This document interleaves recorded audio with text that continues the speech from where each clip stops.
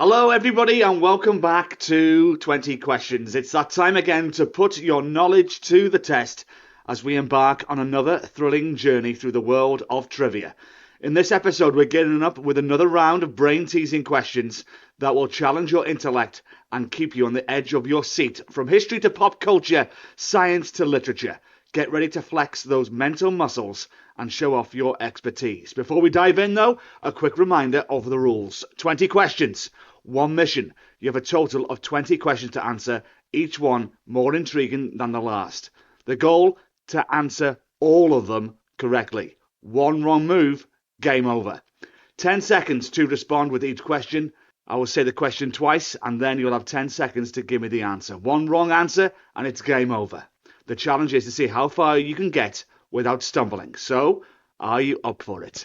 We love to hear from you wherever you may be in the world. If you've got feedback, questions or suggestions, reach out to us on X at 20 Questions Quiz or drop us an email, 20questionsquiz@gmail.com. Your input keeps the adventure going. So here we go. Without further ado, let's dive into another exciting round of 20 questions.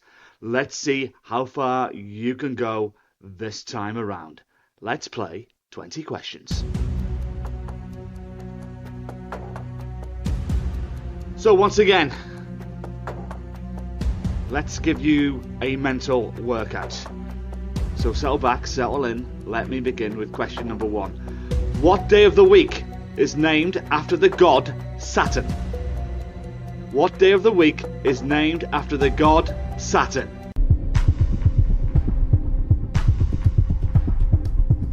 Five, 4, 3, 2, 1.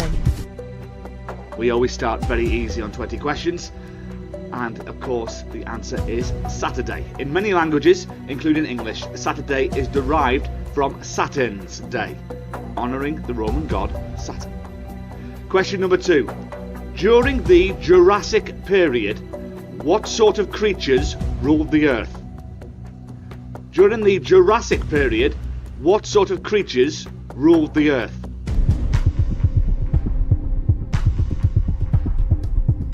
Five, 4, 3, 2, 1. During the Jurassic period, which lasted approximately 201 to 145 million years ago, Earth was dominated by a diverse array of dinosaurs. Dinosaurs being the right answer. Question number 3. Houston is a city in which American state? Houston is a city in which American state?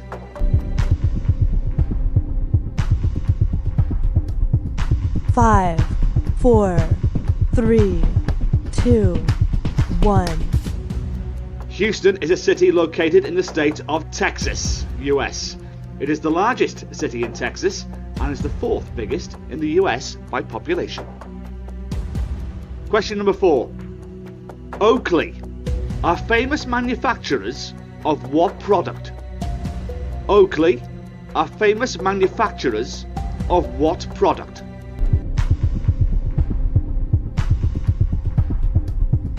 Five, 4, 3, 2, 1.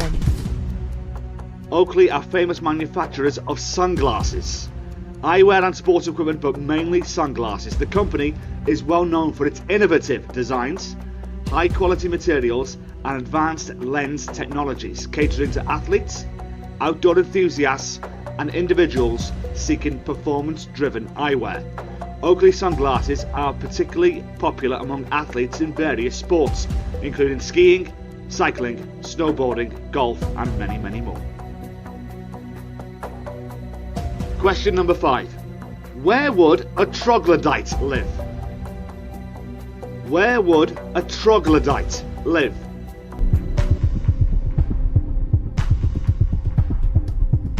Five, 4, 3, 2, 1.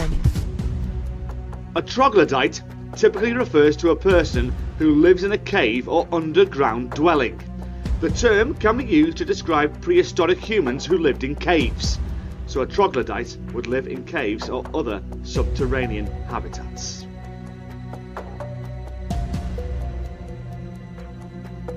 Question number 6, up in the ante now with literature.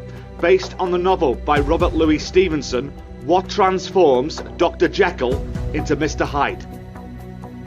Based on the novel by Robert Louis Stevenson, what transforms Dr. Jekyll into Mr. Hyde?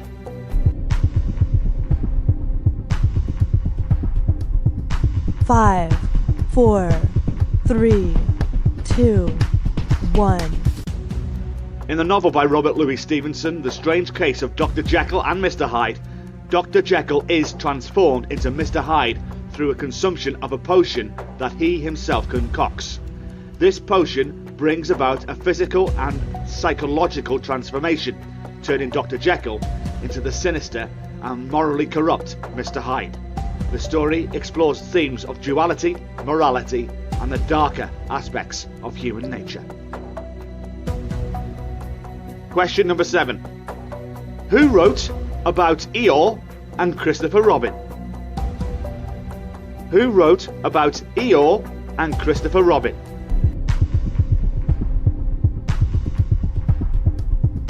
Five, 4, 3, 2, 1.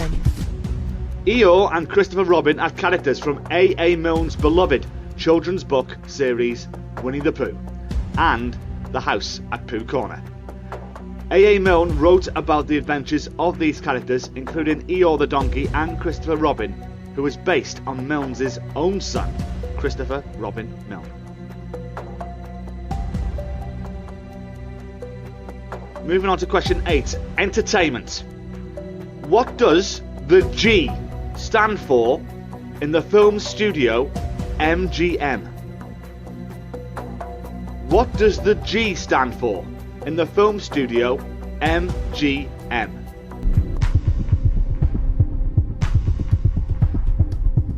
Five, 4, 3, 2, 1.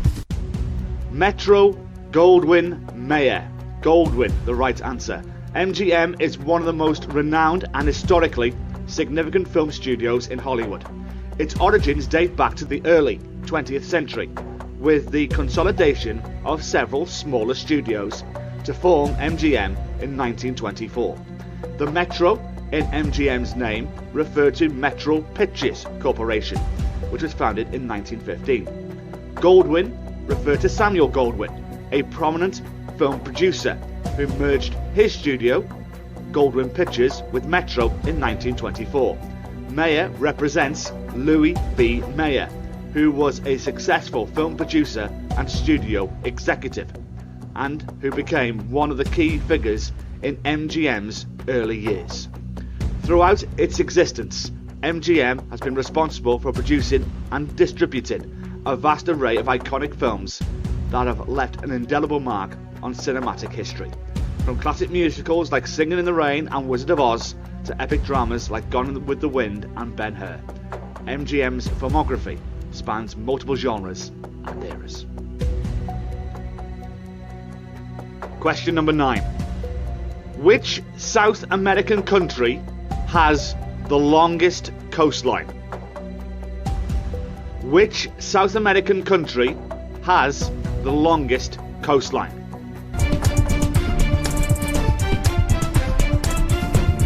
Five, 4, 3, 2, 1. The country with the longest coastline in South America is Brazil. Brazil's coastline stretches for approximately 7,491 kilometers along the Atlantic Ocean, making it the South American country with the longest coastline. Question number 10. Who would most likely use a primal scream in their field of work? Who would most likely use a primal scream in their field of work?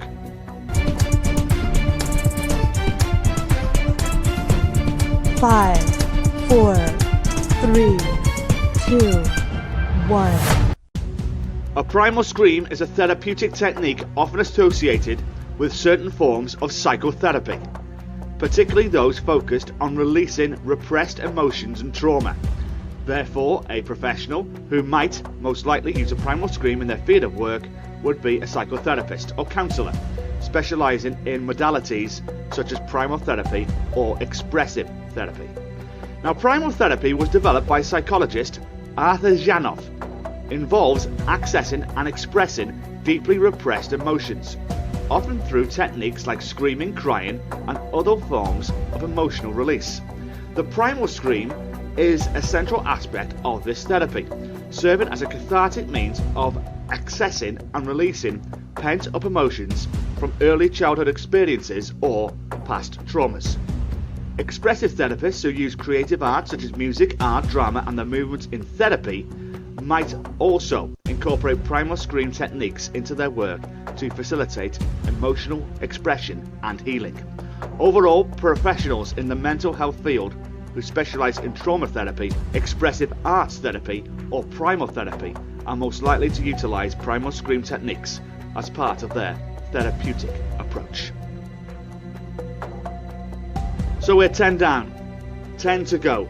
Halfway through this edition of 20 questions, now we get more difficult with questions to come on geography, music, the animal kingdom, US presidents, discoveries, literature, Oscars, music, and finally we'll finish with space. But first, question 11 of 20 is this, and it's geography. North Korea and South Korea are divided by what line of latitude? North Korea and South Korea are divided by what line of latitude?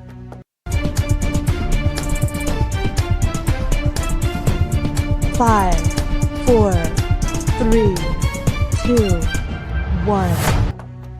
North Korea and South Korea are divided by the 38th parallel, which is a circle of latitude that is 38 degrees north of the Earth's equatorial plane. This line of latitude played a significant role in the division of the Korean Peninsula following World War II and has since become a geopolitical symbol of the separation between the two Koreas. Question 12. Music. John Bonham was the drummer for which band? John Bonham was the drummer for which band?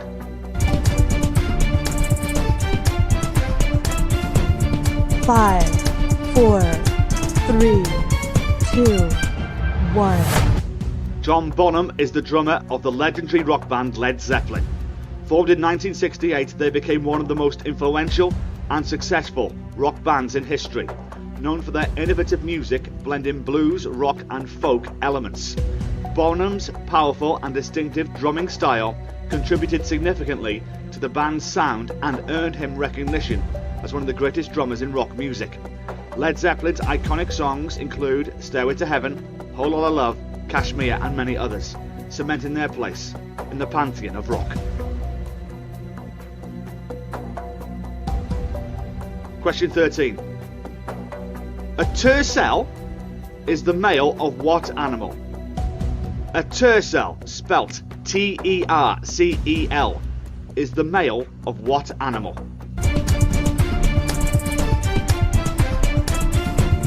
Five, 4, 3, 2, 1. A tercel is the male of a falcon, specifically a bird of prey such as a peregrine falcon or gyrfalcon. In falconry, the term tercel is often used to refer to a male falcon that has been trained for hunting. Moving on to question 14. I am ready to meet my maker. Whether my maker is prepared for the great ordeal of meeting me is another matter. This is the epitaph for which historical figure? I am ready to meet my maker. Whether my maker is prepared for the great ordeal of meeting me is another matter. This is the epitaph for which historical figure?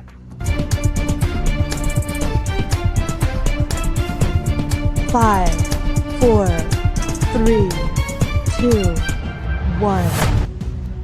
This epitaph belongs to Sir Winston Churchill, the renowned British statesman, orator and Prime Minister who led the United Kingdom during World War II. Throughout his life, Churchill was known for his wit, humour and sharp intellect. The epitaph, "I am ready to meet my maker. Whether my maker is prepared for the great ordeal of meeting me is another matter," captures his irreverent yet profound approach to life and death. It reflects Churchill's humility, his acknowledgement of morality and his indomitable spirit in the face of uncertainty. Churchill passed away on January 24th, 1965, leaving behind a legacy as one of the great statesmen of the 20th century, whose leadership and eloquence continued to inspire generations around the world. Question 15 of 20 is on US presidents, and it's this. What is the most popular first name for US presidents? What is the most popular first name for US presidents?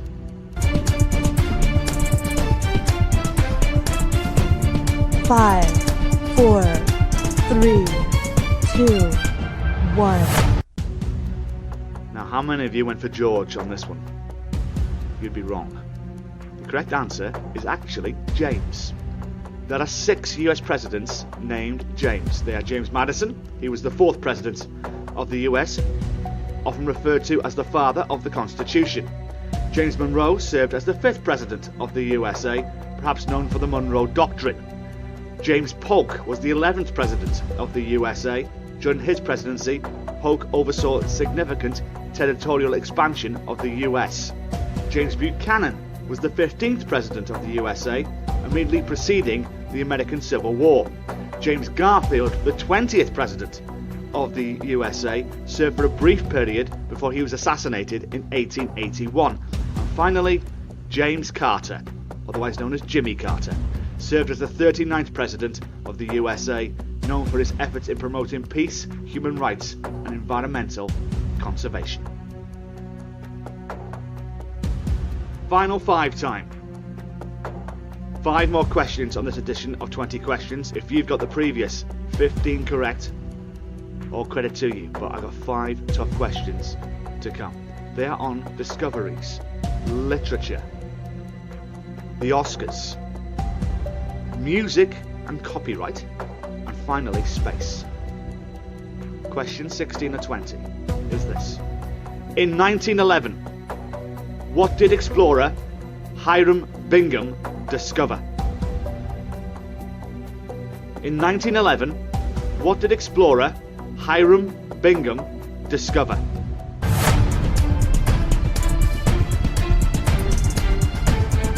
Five, four, three, two, one.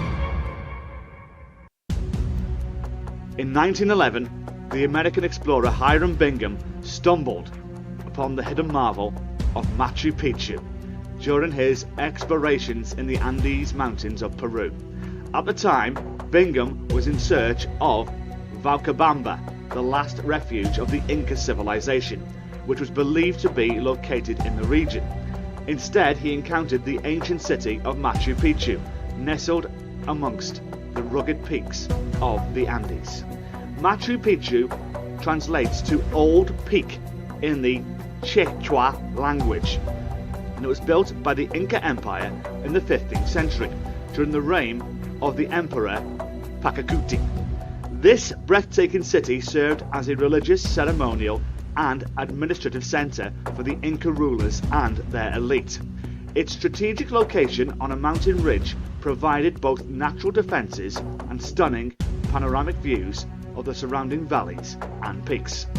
Bingham's discovery of Machu Picchu captured the imagination of the world.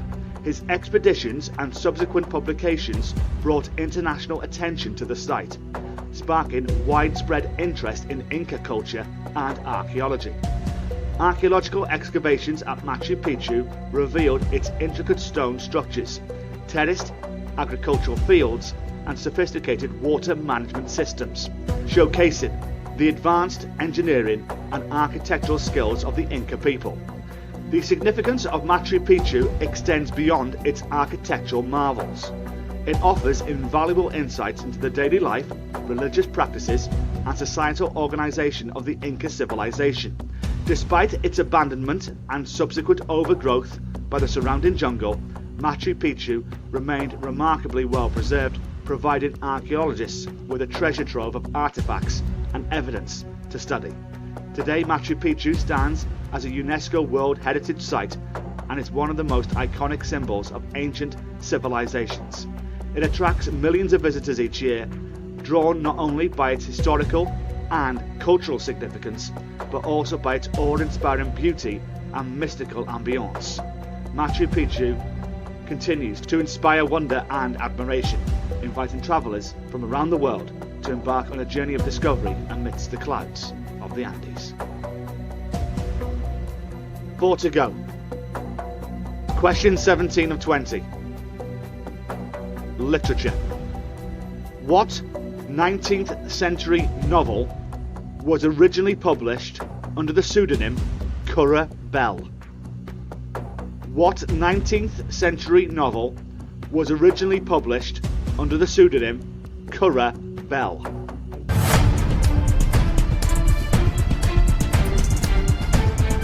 Five, 4, 3, 2, 1.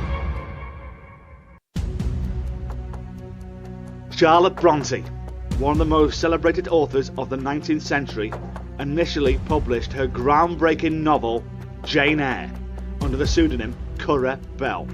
This decision was born out of the societal norms and gender biases prevalent during the Victorian era, which often made it difficult for female authors to gain recognition and respect for their work.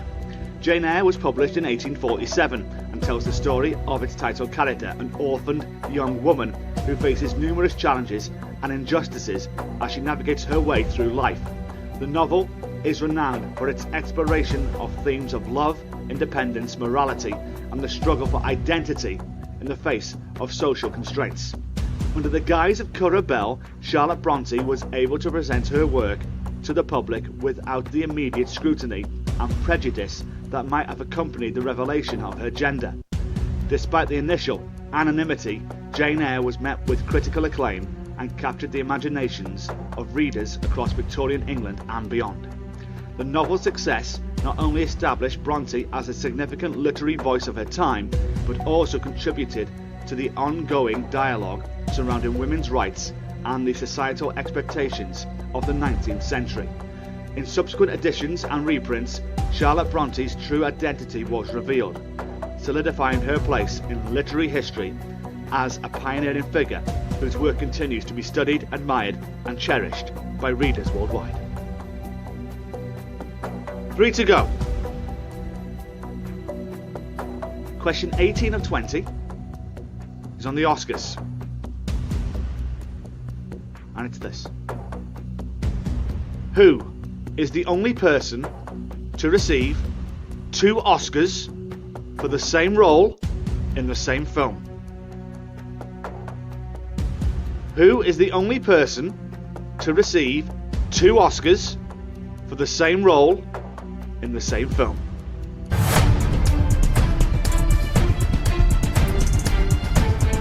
Five, 4, 3, 2, 1. Now, this is a very difficult question, deserving of a place in our final 5. This is one I didn't even have a clue on, and would be quite difficult to get in just 10 seconds, so maybe a few of you have gone out on this one, unless you know the name of Harold Russell. Harold Russell's remarkable achievement in winning 2 Oscars for the same role in the same film is a testament to both his exceptional performance and the profound impact of his portrayal of Homer Parrish in the film The Best Years of Our Lives in 1946. Born on January the 14th, 1940 in North Sydney, Nova Scotia, Harold Russell enlisted in the US Army after the attack on Pearl Harbor, despite being a Canadian citizen. During World War II, he served as an army instructor, but tragedy struck when a demolition accident caused him to lose both of his hands. Russell's experiences as a disabled veteran would profoundly shape both his life and the role in the film The Best Years of Our Lives. Director William Wyler discovered Russell through his involvement with the Mark 7 Productions documentary Diary of a Sergeant, where Russell was featured as himself, demonstrating how to use the innovative hooks attached to his prosthetic hands. Impressed by Russell's authenticity and presence on screen, Wyler offered him the role of Homer Parrish, a returning veteran coping with the challenges of readjusting to civilian life with prosthetic hands. Russell's performance in The Best Years of Our Lives was deeply moving and authentic, reflecting his own experiences as a disabled veteran. His portrayal captured the physical and emotional struggles of Homer Parrish with remarkable depth and sensitivity, earning him widespread acclaim. At the 19th Academy Awards in 1947, Harold Russell made history by winning both the Oscar for Best Supporting Actor and an honorary Academy Award. The honorary award recognised Russell's bringing hope and courage to his fellow veterans through his appearance in the film, acknowledging not only his acting talent but also his inspirational impact as a disabled veteran portraying a disabled character on screen. Russell's dual Oscar win remains a unique achievement in Oscar history, underscoring the extraordinary significance of his performance and the profound resonance of The Best Years of Our Lives in post-war America. Beyond his cinematic success, Harold Russell continued to advocate for veterans' rights and disability awareness throughout his life, leaving behind a lasting legacy of courage, resilience, and artistic excellence. The story of Harold Russell, who won 2 Oscars for the same role in the same film in 1947. 2 to go on this edition of 20 questions. Question 19 of 20. Music in the courts. In 1976, a US court ruled that George Harrison's My Sweet Lord infringed the copyright of which song? In 1976, a US court ruled that George Harrison's My Sweet Lord infringed the copyright of which song?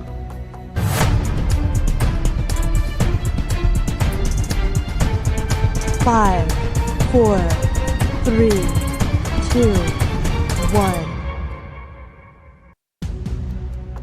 The legal battle between George Harrison and Bright Tunes Music Corporation, the publisher of the song He's So Fine by the Chiffons, is one of the most notable instances of music copyright infringement in the 20th century. The controversy arose from the similarities between Harrison's My Sweet Lord, released in 1970 as part of his album All Things Must Pass, and the Chiffons' hit song He's So Fine, released in 1963. Both songs featured a distinctive repeating melody in the chorus. Bright Tunes Music Corporation filed a lawsuit against Harrison and his record label, alleging that My Sweet Lord copied the melody from He's So Fine without authorization. The case went to trial, and in 1976 a US court ruled in favour of Bright Tunes, determining that Harrison had indeed subconsciously copied the melody of He's So Fine when creating My Sweet Lord. While Harrison maintained that any similarities were unintentional and a result of his admiration for the song, the court found otherwise. As a result of the ruling, Harrison was required to pay damages for copyright infringement. The case had significant implications for the music industry, highlighting the importance of respecting intellectual property rights and the potential consequences of unintentional plagiarism in music composition. Additionally, it underscored the complexities of creativity and the subconscious influences that can shape artistic expression. So we've made it to the final question on this edition of 20 questions. The hardest question of our 20. If you've got the previous 19 right, this is the one you need to get right to say that you have defeated all 20 questions. Again, a feat in nearly 52 episodes now. I'm yet to hear anyone say that they've done. Question 20 of 20. It's this. And it's on space. Which city gained fame for turning on its lights as US astronaut John Glenn passed overhead during his orbit of Earth in 1962? Which city gained fame for turning on its lights as US astronaut John Glenn passed overhead during his orbit of Earth in 1962?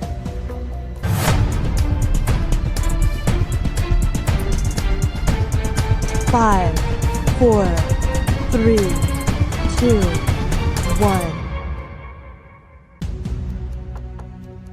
So, do you think you've got it? Do you think you have the right answer on this edition of 20 Questions? Which city gained fame for turning on its lights as US astronaut John Glenn passed overhead during his orbit of Earth in 1962? On the February the 20th, 1962, John Glenn embarked on a groundbreaking mission aboard the Friendship 7 spacecraft, becoming the first American to orbit the Earth. As Glenn's spacecraft traversed the skies, the city of Perth, Australia, played a remarkable role in demonstrating global solidarity and enthusiasm for this historic moment.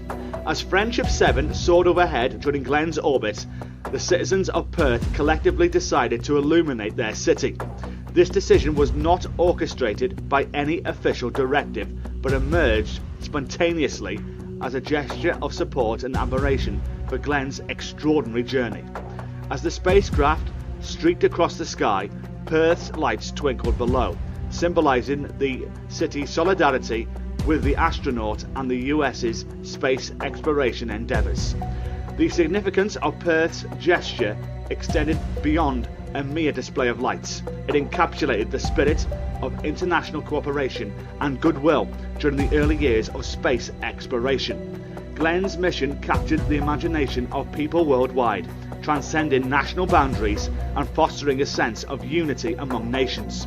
The image of Earth illuminating the light sky as Glenn orbited overhead became an enduring symbol of humanity's collective awe and the excitement for the exploration of space. It remains a poignant reminder of the profound impact of space exploration in uniting people across continents and cultures in shared wonder and aspiration. So, have you hit the stars on 20 questions? How far did you get this week? Let me know on X at 20 Questions Quiz. Love to hear from you wherever you may be in the world. Or if you want to get in touch with me, drop me an email, 20questionsquiz@gmail.com. Just to remind you, of course, that new episodes drop every Thursday morning at 6 a.m. I do hope you can subscribe and maybe test your friends, your family, your workmates, see how far they can get on 20 Questions. From me, Johnny Bryan, thank you so much again for your company. Till next time. See you soon. Bye for now.